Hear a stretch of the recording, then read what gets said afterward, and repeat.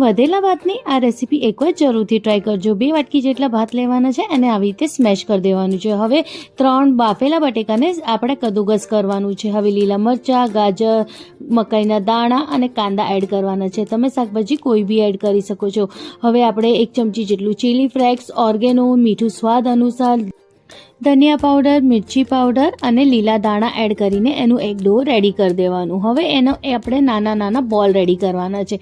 એની વચ્ચે આપણે આવી રીતે ચીઝ ભરવાની છે અને ફરીથી આપણે એનું બોલનું શેપ આપી દેવાનું છે। બધા આપણે આવી રીતે રેડી કરી દેવાના।